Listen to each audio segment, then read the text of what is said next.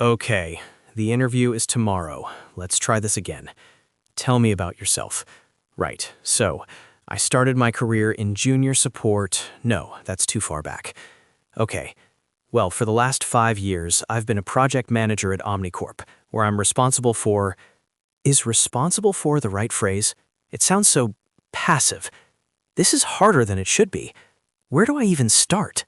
You're starting with a list of facts. Well, yes, they have my resume. I'm just giving them the highlights, walking them through my history.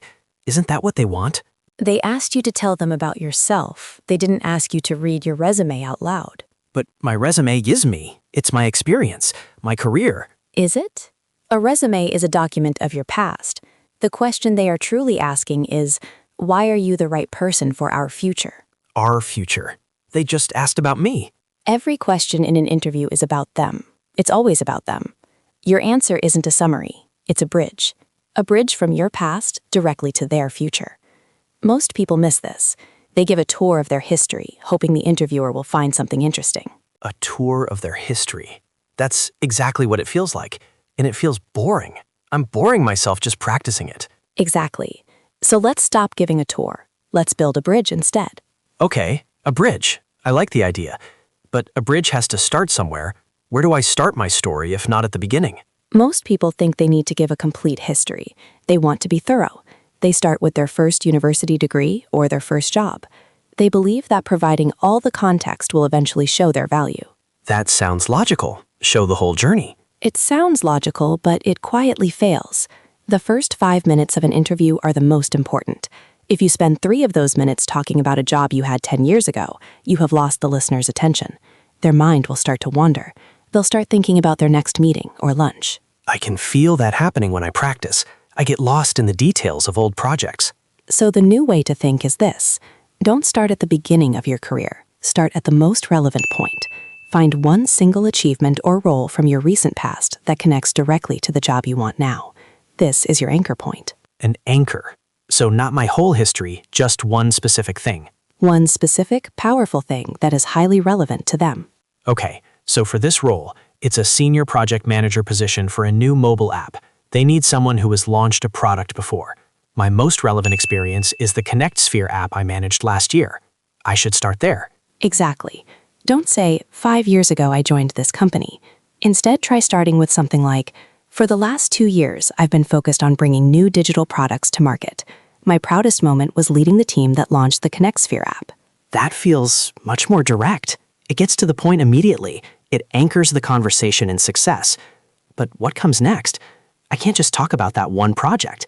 I have other skills. I need to show them I'm more than one success story. Of course. This is the second turning point. The common belief is that after talking about a job, you should list your skills. People say, I have strong leadership skills, communication skills, and I'm very organized. I literally have a version of that written in my notes. I list my technical skills and my soft skills. It shows I'm well-rounded. And again, it sounds logical, but it fails for the same reason. It's just a list. Anyone can claim to have communication skills. The words are empty with proof. It tells the interviewer nothing. So I shouldn't mention my skills? That feels wrong. You don't mention them, you show them. The new way to think is this. Your skills are the bridge that connects your anchor point, your past success, to their needs. You don't list your skills, you demonstrate them using your story. Show them? How do I do that in a story? You just told me you launched the ConnectSphere app? How did you do it? Did you work alone? Of course not. I led a team of 12 people, developers, designers, marketing specialists. So you didn't just manage a project, you coordinated a diverse team. You communicated a single vision to 3 different departments. You presented progress updates to senior leadership every 2 weeks. You see, you're not saying I have leadership and communication skills. You are showing it. You are providing the evidence. So I connect the skills to the story. I'd say something like, launching that app involved leading a team of 12, and my role was to ensure the designers, developers, and marketing teams were all working towards the same goal. This meant constant communication and clear progress reporting. Precisely. Now your skills are not just words on a list. They are real actions with real outcomes. You've built the bridge from your past success to the skills they need right now. Okay, this is making sense. I start with a relevant anchor achievement. Then I use that story to demonstrate my key skills. That feels strong. But how do I end it? This is where I always get stuck. I usually say something like, and now I'm looking for a new challenge. which is what almost everyone says. It's true, though. I am looking for a new challenge. It is true, but it is a weak ending. The common belief is to end by talking about what you want. I want to grow my career. I want to learn new things. I'm looking for a company where I can develop. What's wrong with that? It shows ambition. It's focused entirely on you. The company is not hiring you to help you grow. They are hiring you to help them grow. It's a subtle but critical difference. The story is not about what you want to get.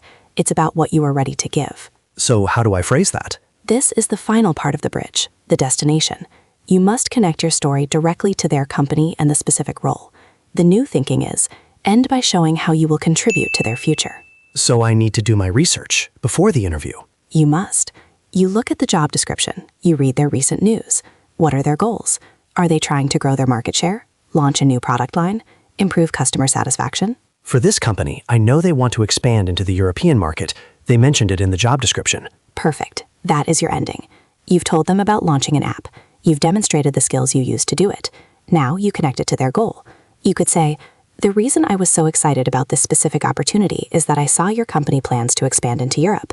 My experience in launching a new product from 0 to 100,000 users in 6 months has given me a playbook for that exact challenge, and I am keen to bring that experience here to help you succeed. Wow. Okay. That feels like a conclusion. It answers the unspoken question. Why are you here talking to us? It does more than that. It tells them you are not just looking for any job. You are looking for this job. It shows you've thought about their problems, not just your own career path. So the formula is anchor, bridge, destination. A relevant past achievement, a demonstration of present skills through that story, and a connection to their future goals. It's a narrative structure. It's a short, concise story. This all sounds great. It's a perfect story. But if I deliver this perfectly structured answer, doesn't it sound too rehearsed, too polished? Smart interviewers can feel when someone is just repeating a script. If this structure is so good, why doesn't everyone use it? Why do even smart people still fail at this question? That's a fair question. The resistance is natural. It fails when people mistake the structure for a script. They memorize words instead of understanding the thinking behind it. They sound like actors. The goal is not to memorize a speech. It is to internalize a way of thinking. Internalize a way of thinking? What do you mean? You know the key points of your story. The ConnectSphere launch, leading the team, their expansion into Europe. Those are your 3 thoughts. You are not memorizing sentences. You are just connecting those 3 thoughts in a natural way. The story might be slightly different each time you tell it. That's what makes it feel real. So the structure is a map, not a train track. I know the destination, but I can choose the exact path as I'm speaking. An excellent metaphor. You are not a robot reading a script. You are a guide telling a story that is designed to be compelling. A guide. I like that. I'm guiding them to the conclusion that I'm the right person for the job. Exactly. You are leading them on a 2-minute journey, from a problem you solved in the past, through the skills you used to solve it, directly to the problems you can help them solve in the future. It's a complete narrative arc. So it's all one connected system. The past, present, and future are not separate paragraphs. They are one single idea.